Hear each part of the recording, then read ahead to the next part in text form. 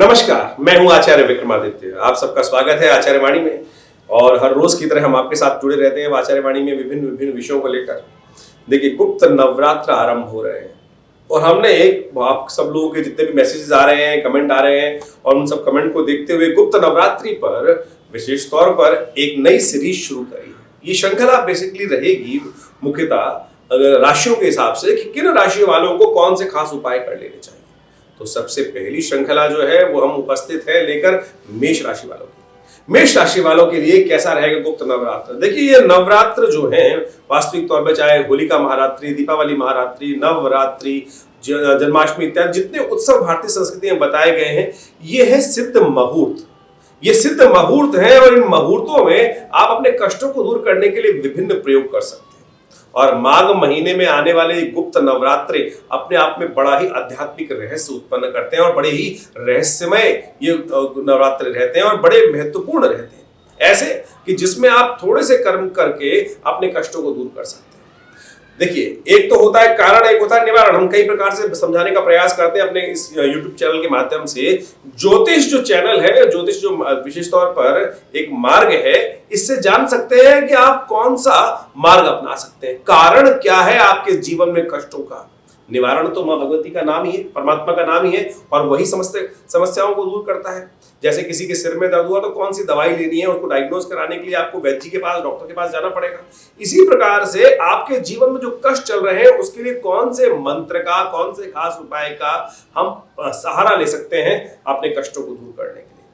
और माघ मास की प्रतिपदा से गुप्त नवरात्रि आरंभ हो रहे हैं और इस बार विशेष तौर पर ग्रहों का परिवर्तन जनवरी में बहुत महत्वपूर्ण रहा। कई सारे ग्रह, महत्वपूर्ण जो ग्रह हैं वो परिवर्तन की तरफ गए और ऐसे में बहुत सारे ग्रह आपके जीवन में कुछ शुभ कुछ अशुभ प्रभाव भी उत्पन्न कर लेते हैं। यदि मेष राशि के संबंध में बात करें तो मेष राशियों को आप समझने का प्रयास करें। इस वक्त राहु लग्न में चल रहे हैं, शनि अब आ गए हैं आपके एकादशवें भाव पर, लग्न पर प्रभाव डालने का प्रयास कर रहे हैं। वहीं मंगल जो है वो वृषभ राशि में चल रहे हैं, द्वितीय भाव में चल रहे हैं, और इसी प्रकार से अनेक अनेक ग्रहों का योगायोग जो है कई प्रकार से शुभ योग बना रहा है, कई प्रकार के परेशानी देने के योग भी दे रहा है। तो ऐसे में बहुत ही शुभ मुहूर्त बन गया है कि गुप्त नवरात्रे जनवरी के महीने में ही आरंभ हो रहे हैं। वैसे तो फरवरी के करीब करीब मध्य के बाद में आके जाके आरंभ होते हैं, फरवरी के महीने में जाके आरंभ होते हैं। तो इस बार महीने में भगवान ने बड़ा सुंदर मुहूर्त बनाया है कि जैसे जैसे ग्रहों का परिवर्तन हुआ, कुछ उनसे कष्ट के योग बने, तो उस कष्टों को निवारण करने के लिए अब गुप्त नवरात्रे में विशेष तौर पर विशेष मंत्रों का जप करके आप जीवन में कल्याण का मार्ग प्रशस्त कर सकते हैं। यदि मेष राशि के संबंध में बात करें तो जैसे हमने समझाया कि राहु लग्न में पिछले करीब करीब 1 साल से चल रहे हैं और अभी पूरे सितंबर तक यहीं रहने वाले हैं। और ये क्या करते हैं, ये आपके जीवन में एंजाइटी बढ़ा देते हैं। और शनि ने महाराज आकर एकादशवें भाव में बैठकर लाभ तो दिया क्योंकि वहां स्वयं भाव है, लेकिन वहां पर आपके जो लग्न को देखा उसमें क्या किया, उसमें आपके जीवन में थोड़ी क्या ला दी, थोड़ी हठधर्मिता ला दी, थोड़ा सा जिद्दी बना देगा आपको ये शनि यहाँ पर लाके। तो क्या करें कि कैसे आप अपने कष्टों को दूर कर सकते हैं। देखिए, नवरात्र के 9 दिवस जो है भगवती की आराधना के हैं। प्रथमम शैलपुत्री च, द्वितीयम ब्रह्मचारिणी, तृतीयम चंद्रघंटेति, कुसुमांडेति, चतुर्थम पंचम स्कंदमातेति, षष्ठम कात्यायनीति च, सप्तम कालरात्रि च। ये भगवती के विभिन्न नाम हैं और विभिन्न दिवसों में भगवती के इन्हीं स्वरूपों का पूजन किया जाता है। चाहे वो नवरात्र कोई भी हो, शारदीय नवरात्र हो, चैत्र नवरात्र हो, गुप्त नवरात्र हो, भगवती के इन्हीं स्वरूपों का पूजन करने का शास्त्र में नियम है। कई लोग दश महाविद्या के साथ और विभिन्न स्वरूपों के साथ इसको जोड़ने का प्रयास करते हैं, लेकिन सीधे सरल तरीके से हम आपसे बात करते हैं, सीधे सरल तरीके से बात करने के लिए। शास्त्र में, धर्म में और सनातन पद्धति में, विशेष कर्मकांड में कहीं फंसाने का मार्ग नहीं है। हम आपको सीधे से उपाय बताने का प्रयास करेंगे जिन उपायों को कर आप बड़े आनंद से अपने कष्टों को दूर कर सकते हैं। सबसे पहले तो करना क्या है। देखिए, नवरात्र का प्रथम दिवस होता है कलश स्थापना का, श्री गणेश की स्थापना का, और गौरी गणेश की पूजा के साथ साथ मां भगवती दुर्गा की आराधना करने का ये सुंदर अवसर है। 9 दिन, ये 9 दिन है आपकी राशि के अनुसार से जो आपको मंत्र बताए, जो प्रयोग करें बताए, आप कोशिश करें उन प्रयोगों को विशेष तौर पर बड़ी श्रद्धा और विश्वास के साथ करने का प्रयास करें। देखिए, जो मंत्र काम करेंगे वही जीवन में कष्ट दूर करने का योग बनाएंगे। मंत्र जो मन से मंत्र किया जाए, आप मन से मंत्र करते रहिए, उपाय करते नहीं, केवल पंडित जी जो करा रहे हैं वो आप जिस प्रकार से उन्होंने आहुति डाली वो सब कर दिया। कोशिश करें बहुत ज्यादा प्रपंच में ना फंसे, सीधे साधे तरीके से आप उपाय करके अपने जीवन के कष्टों को दूर कर सकते हैं। नवरात्र, हमने कहा गुप्त नवरात्रि आरंभ हो रही है और जिस प्रकार से माघ मास की प्रतिपदा के दिन से शुभ सुबह सुबह ये सुंदर मुहूर्त बनेगा, उस दिन कोशिश ये करें अपने घर में एक कलश स्थापन करें। कलश स्थापन के समय पे अपने आप को संकल्पित करने का प्रयास करें। जिस प्रकार से संकल्प कैसे लिया जाता है, ओम विष्णु विष्णु विष्णु नमः परमात्मने श्रीपाद पुरुषोत्तमस्य विष्णुराज्ञा प्रवर्तमानस्य आद्य ब्रह्मणे द्वितीयपाद शीर्षद्वारा कल्पे वैवस्मन्वन्तरे। यदि आपको ये मंत्र याद नहीं हो पा रहा है तो कोई बात नहीं, केवल हाथ में जल लेकर, थोड़े से चावल लेकर, थोड़े से पुष्प लेकर भगवती का ध्यान करें। हे मां, मैं आज इस तिथि में, इस समय में यहाँ आपके समक्ष बैठकर इन 9 दिवसों, जो नवरात्र का सुंदर अवसर है, ऐसे में इन अपने कष्टों को दूर करने के लिए, ये कष्ट कौन कौन से, मेष राशि वालों के लिए जिस प्रकार का कष्ट दे रहा है राहु, नैसर्गिक दृष्टिकोण से सबसे ज्यादा ग्रह माना जाता है कि जो सूर्य को भी ग्रसित कर लेता है और वो आपके लग्न में चल रहा है इस समय, और ऐसे में सब कुछ होते हुए भी उसने ग्रहण वाली स्थिति उत्पन्न कर रखी है, तो उसको ठीक करना बहुत जरूरी है। तो इन नवरात्रों में आप जैसे पूजन किया, भगवती से यही आराधना करें कि इन समस्त कष्टों को, ग्रहों के जो दुष्प्रभाव मेरे जीवन में हो रहे हैं, इनको दूर करने के लिए आपके लिए मैं जो भी पत्रम पुष्पम फलम तोयम यो में आपके समक्ष उपस्थित करूंगा, अपनी साधना के स्वरूप में, मंत्र के स्वरूप में, यज्ञ के स्वरूप में, आप इन सब के माध्यम से मेरे कष्टों को दूर करें। यही संकल्प आपको लेने का प्रयास करना चाहिए। क्यों? आप समझ लीजिए इसका सिद्धांत क्या है। कई बार हम अपने अनेक राज्यकृत, जो ग्रहकृत पीड़ा निवारणार्थ और विशेष सर्वत्र यशो विजय इत्यादि प्राप्त, ऐसे संकल्प को पंडित जी जब बोलते हैं तो पूरी लाइन है उसके अंदर लिखी हुई, सर्वत्र यशो विजय इत्यादि प्राप्त अर्थम, जो केचित ग्रहकृत पीड़ा निवारणार्थे और राज्यकृत पीड़ा निवारणार्थे पूजा कर रहे हैं छोटी सी, और संकल्प में बहुत कुछ बोल लेते हैं, तो सीधा सीधा भगवती प्रसन्नतार्थम यही संकल्प आप नवरात्र के प्रथम दिवस पढ़ रहे और अपने ग्रहों को दूर करने के लिए कौन कौन से उपाय जो करने हैं, वो सीधे साधे उपाय हम आपको बता रहे हैं। देखिए, इस समय आपके राहु जो है लग्न में चल रहे हैं, जो आपको मैंने मेन बताया। तो सबसे पहला एक काम कर सकते हैं, ये तांबे के जो पात्र होते हैं, पूजा पाठ में तांबे के पात्र उपयोग किए जाते हैं, और जब राहु लग्न में चले तो सबसे बढ़िया उपाय रहता है किसी तांबे के बर्तनों को दान करना।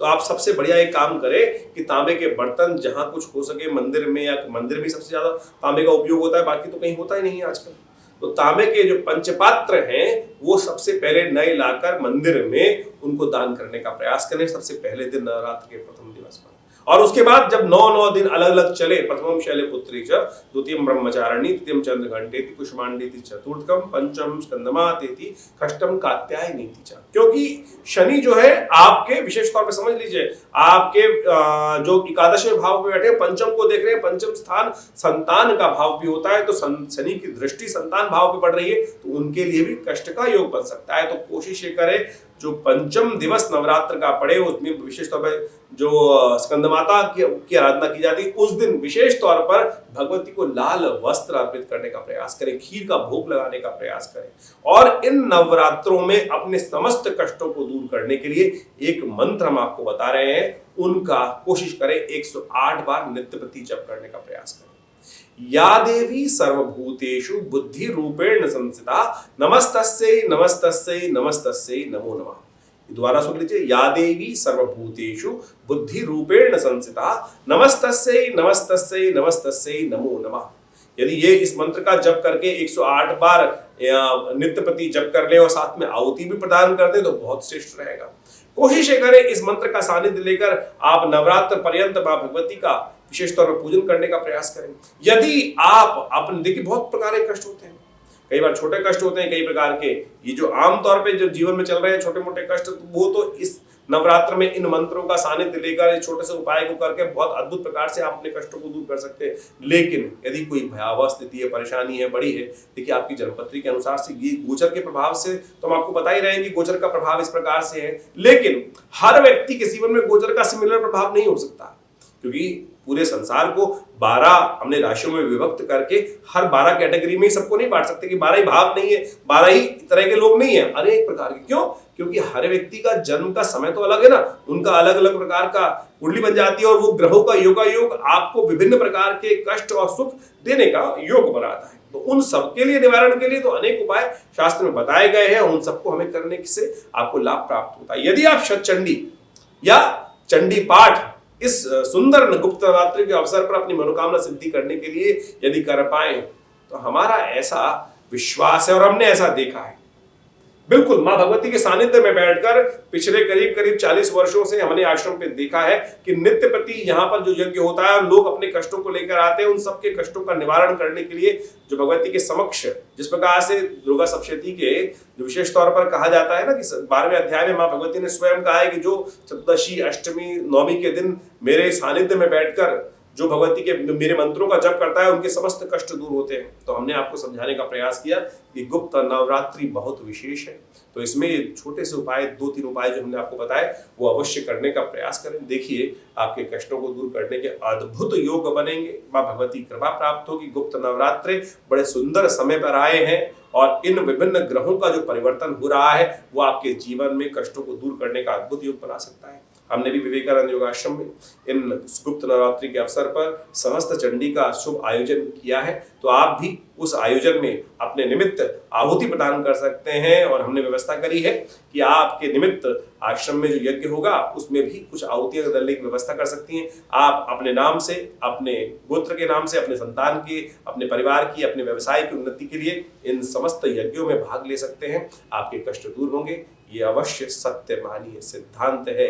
यज्ञो शास्त्र कहता है यज्ञो वही श्रेष्ठतम कर्म, और यज्ञ संसार का सर्वश्रेष्ठ कर्म है। और दुर्गा सप्तशती का यज्ञ इन गुप्त नवरात्रि के अवसर पर जब किया जाता है तो अनेक कष्ट, पता नहीं कौन कौन से कष्ट कब जीवन में आ रहे हैं, उन सबको दूर करने का मार्ग प्रशस्त होगा। तो मेष राशि वालों, ये जो 2 उपाय आपको बताए हैं, या देवी सर्वभूतेषु बुद्धि रूपेण संस्थिता नमस्तस्यै नमस्तस्यै नमस्तस्यै नमो नमः, इस मंत्र का यथोचित भाव से जप करने का प्रयास करें और तांबे के बर्तनों का दान करें। और विशेष तौर पर विभिन्न मंत्रों का जप करके आप अपने जीवन के कष्टों को दूर कर सकते हैं। आपके जीवन में उन्नति के योग बने, लाभ के योग बने, ऐसा आप सबको आशीर्वाद। नमस्कार।